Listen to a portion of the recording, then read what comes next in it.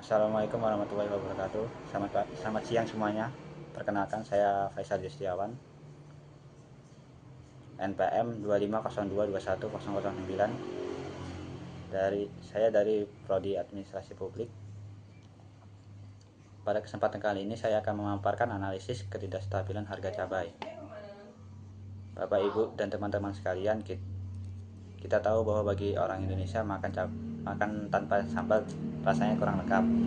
Cabai bukan sekedar pelengkap, tapi komoditas hortikultura yang sangat vital. Hampir seluruh masakan Nusantara menggunakan cabai. Karena saking pentingnya, harga cabai ini mempunyai efek domino. Ketika harganya naik, ia menyumbangkan inflasi pangan, mempengaruhi kesejahteraan petani, dan tentunya memukulkan daya beli masyarakat.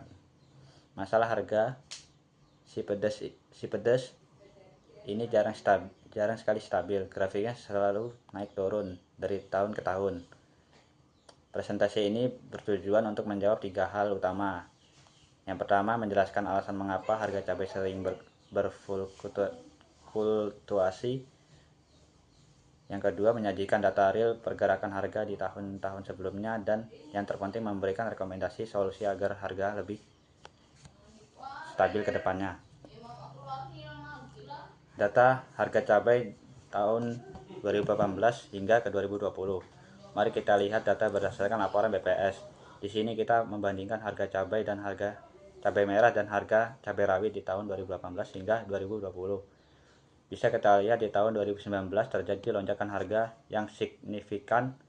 Cabai rawit bahkan naik drastis, namun masuk ke tahun 2020 harga justru jatuh cukup dalam, hingga minus 20%. Lebih penurunannya dibandingkan tahun sebelumnya. Mengapa anomali ini bisa terjadi? Karena ada cerita di balik angka-angka tadi. Lonjakan harga dari tahun 2018 ke tahun 2019 yang sampai saat ini naik hingga 28% lebih, disebabkan oleh faktor alam. Cuaca yang buruk menyebabkan gagal panen di sentra produksi, sementara permintaan terus meningkat. Sebaliknya, penurunan drastis di tahun 2020 disebabkan oleh kondisi oversupply atau panen melimpah. Distribusi yang mulai lancar, namun di sisi lain permintaan justru anjlok. Kemungkinan besar karena efek pandemi yang menurunkan daya beli masyarakat saat itu.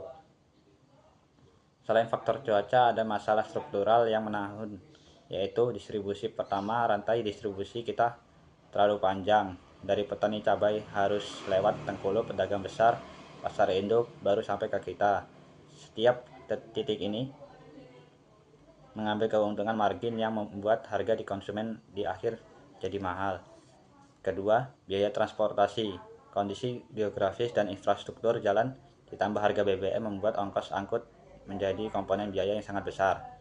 Secara ekonomi mikro, ketidakstabilan ini dipicu oleh dua sisi. Dari sisi permintaan, yaitu sifat musiman saat lebaran atau musiman hajatan, permintaan melonjak, harga otomatis naik. Sebaliknya, saat ekonomi lesu, harga turun.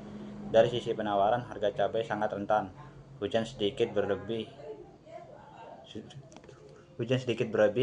hama menyerang, panen gagal, suplai hilang, harga meroket.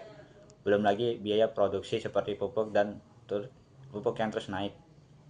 Kebijakan dan sistem pasar. Masalah diperparah oleh sistem pasar kita yang belum efisien. Yang pertama, teknologi obsession masih minim, jadi kita sangka tergantung pada musim hujan atau kemarau. Yang kedua, petani sering menanam tanpa perencanaan. Kalau harga lagi mahal, semua ikut menanam. Akhirnya saat panen harga jatuh, atau hukum of chop web. Yang ketiga, minimnya integrasi antara produsen dan pemerintah, serta tidak ada proteksi harga yang kuat saat petani mengalami kerugian. Dampak dan solusi.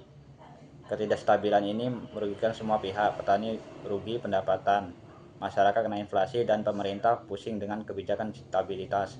Lalu apa solusinya? Saya merangkum beberapa rekomendasi konkret.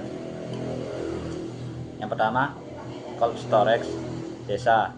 Simpan cabai sebagai saat panen raya, jual saat panceklik. Teknologi off-season digunakan, greenhouse atau irigasi tetes agar bisa tanam sepanjang tahun. Yang ketiga, pangkas rantai pasok. Perbaiki akses jalan yang dipertemukan petani langsung dengan pedagang besar lewat kemitraan kontrak. Yang keempat, sistem informasi real time agar petani tahu kapan waktu terbaik untuk menanam. Dari analisis di atas, kesimpulannya, ketidakstabilan harga cabai adalah masalah struktural yang berulang. Ini bukan sekedar masalah cuaca, tapi masalah manajemen stok dan distribusi. Gejolak ini akan terus terjadi jika tidak kita benahi infrastruktur, mengadopsi teknologi pertanian modern, dan memberikan edukasi perencanaan pasar kepada para petani. Demikian analisis yang dapat saya sampaikan. Semoga usulan solusi tadi bisa menjadi langkah awal perbaikan tata niaga cabai di Indonesia. Terima kasih atas perhatiannya.